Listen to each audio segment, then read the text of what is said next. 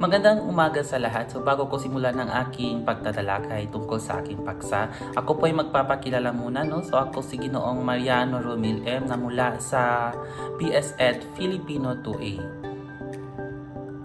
Ngayong umagang ito, aking ilalahad sa inyo kung ano nga ba yung paksang aking itatalakay. So, ang paksang aking itatalakay sa umagang ito ay patungkol sa kagamitang namamasdan at iba pang kagamitang panturo. So, meron akong tatlong halimbawa dito, no? So, isa dito ang comic strip, ang puppetry, at ang panghuli ay ang lagpay-aral. So, itong tatlong ito ay aking ilalahad sa inyo at bibigyan ng kahulugan at bibigyan ng sinasabi natin importansya kung paano ito ginagamit sa pagtuturo bilang isang guro. Kung paano nga ba ito ginagamit sa pagtatalakay ng isang paksa. So, unahin muna natin ngayon, no? So, itong unang kagamitan na kung saan ito ay ang comic strip. So ano ang comic strip, no? So bibigyan ko muna ito ng kahulugan. So yung comic strip po ay isang anyo ng sine na naglalaman ng kwento, pagsusuri sa pamamagitan ng imahe o teksto. Ito ay binubuo ng ilang panel na sunod-sunod na kukwento sa isang maikli at masusing kwento. Ito rin ay isang karaniwan na ating makikita sa pahayagan, magazine o online platform. So meron din ito sinasabi din yung mga pahayagan, yung mga newspapers, no. So diyan po natin makikita. So ito rin ay nagbibigay aliw sa mga mambabasa. So ito nagbibigay aliw sa kanila. So dito, no. So ano nga ba ang gamit ng sa pagtuturo gamit itong comic strips? So paano nga ba ito ginagamit sa pagtuturo, no? So isa na dito po, ito ay nagbibigay daan sa visual na pag-aaral at pagsusuri. So ano nga ba ito? No? Ito nagbibigay visual sa mga estudyante, nagbibigay sa kanila na sinasabi natin parang mas maliwanag yung kwento. Kung ano nga ba yung isinasaad ng kwento. So sa pamamagitan ng mga larawan ay pinapakita sa kwento, mas naiintindihan ng mga mag-aaral kung paano ang daloy ng kwento. So ito ay mahalagang gamit ng isang guro na kung saan ito ay magbibigay sa kanya ng tulong upang mas mailahad niya kung ano nga ba talaga yung paksa ng kanyang tinatalakay sa araw na yon, no? So ito din ay nagiging engaging at madaling maunawaan ng mga mag-aaral ang konsepto ng kwento. So sinabi ko na nga ba di po baso kanina. So ito ay nagbibigay unawa sa kanila kung ano nga ba yung konsepto at kung paano ang tagbo ng kwento ng tinatalakay ng isang guro. So ito rin ay nagbibigay kulay at buhay na ang mga aralin. Nagbibigay din sa kahalagahan ng kreatibidad at pagsasanip ng teksto at sining. So para sa karagdagan, no, so ang comic strip po ay ito nagbibigay buhay sa tagbo ng kwento sa mga tauhan, kung paano ang daloy ng kwento, kung paano yung simula, ang gitna nito at ang kanyang wakas. So bilang isang guro, no, so marapat na gamitin natin itong comic strip. So ito po kasi ay nagbibigay daan na kung saan mas nagkakaroon ng buhay, na mas nagkakaroon ng engaging, na kung saan mas magiging kapanapanabik yung pagtuturo ng isang guro gamit ang comic strip. So yun po. So dadako naman po tayo sa mga sa halimbawa ng comic strip. So makikita po natin itong mga larawan na aking ipinapakita ngayon sa inyo.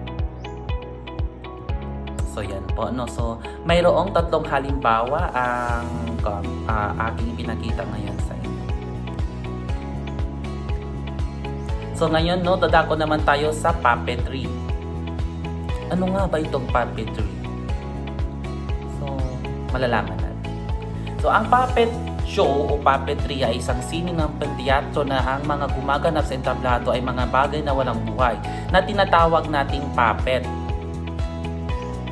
So yun po yung puppetry. So ano ang gamit dito sa pagtuturo? So di ba kanina binanggit ko kanina yung comics. So ngayon, ano naman ang gamit sa pagtuturo ang puppet or puppetry? So paano nga ba ito, no? Ito ay isang epektibong kasangkapan sa pagtuturo dahil napupukaw ng atensyon ng mga mag-aaral at nagbibigay buhay sa mga konsepto. So, nagbibigay daan para sa interaktibong pag-aaral at maaaring gamitin upang ipakita ang iba't ibang karakter sa isang mas kakaibang paraan. Maaaring makatulong sa pagpapahayag ng mga mahirap na konsepto sa sa mas pambata at kawili-wiling paraan.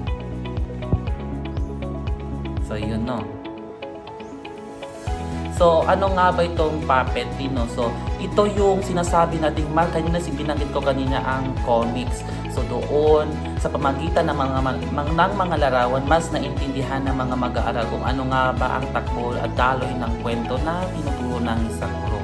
So, ang puppetry po naman, mas binibigyan niya ng buhay ang mga characters. So, sa pamamagitan ng mga puppets, o halimbawa dito yung mga manika. So, ito yung ginagamit nila, ang mga manikang ito ginagamit sa pagtuturo. So, paano ang tagboy ng kwento? Halimbawa dito ay yung sinasabi rin palabas ng Sesame Street. So, meron akong ditong mga halimbawa na kung saan ito yung pong mga halimbawa ng mga puppetry. At ang panghuli po ay ang lakbay-aral. Ano nga ba itong lakbay-aral? Ito ay isang paglalakbay na may layuning makakuha ng karanasan, kaalaman, o maging edukasyon. Ito ay karaniwang sinasagawa nito ng mga paaralan, institusyon o grupo ng mga tao upang mas mapalalim ang kanilang kaalaman sa iba't ibang larangan. Ngayon, ano naman ang gamit ito sa pagtuturo? So ito nagbibigay ng masusing pag-unawa sa mga konsepto at pagsas sa pamamagitan ng aktwal na pagsasagawa ng mga gawain sa totoong kapaligiran. Ang mga mag-aaral ay maaaring makakita ng ugnayan sa kanilang natututunan sa teorya at ang kanilang karanasan sa totoong buhay. Ito ay nagbibigay daan para sa masusing pagsusuri at talakayang pampagtuturo matapos ang aktwal na karanasan. So mayroon akong halimbawa dito ng lakbay-aral. Ang halimbawa ng lakbay-aral ay ang field trip at ang mga aktibidad ng Boy Scouts at maging ng Girl Scouts. So bakit ito yung aking binigay na halimbawa, no? So ang lakbay-aral po, ito yung sinasabi natin dito na mas nagkakaroon at naiintindihan ng mga estudyante, no? So, sa lakbay-aral po, kanilang makikita at mamamasdan kung ano nga ba talaga ang paksa o kung ano nga ba talaga yung gustong ipakita ng isang guro. Ipakita ng isang guro kung ano nga ba, kung paano ito nagmula. So, no. So, magbibigay ako ng isang halimbawa. No? So, dati nagkaroon talaga kami ng field trip na kung saan yung pinakita ng aming mga guro kung yung mga museums, yung museum sa dito sa Zamboanga, no? So, yung aviary nandoon sa Pasunangka. So, ano nga ba ito? So, doon aming nalaman at natuklasan kung ano nga ba yung mga uri, no, ng mga hayop. Sa nalaman din namin doon sa museum din, no, doon sa mismo sa Pasunangka kung mga kagamitan na kung saan ginagamitan ng siyensya, no.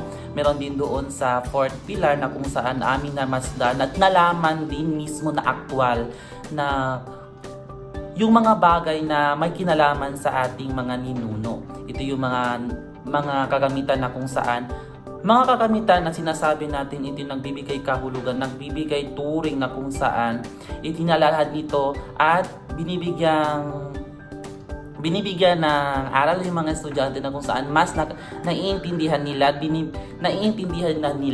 nakikita at namamasdan kung ano nga ba iyon. So, ang tatlong aking binanggit, ang comics, ang puppetry at ang lakbay-aral. Bilang isang guro po, ito po ay isang mahalagang kagamitan na kung saan kapag ginamit po itong nating tatlo, ibig sabihin mas nakakaroon ng interaktibong pagtatalakay sa loob o maging labas ng klase, no? So, ang mga kahalimbawang ito, kapag ito po ay ating gagamitin sa ating pagtuturo sa loob ng klase, ito po ay magkakaroon ng engaging na kung saan mas magkakaroon ng kapanapanabik yung pagtuturo natin sa loob ng klase at magkakaroon ng interaktibong pagtatalakay ng isang guro at ng kanyang mga mag-aaral. So, maraming salamat.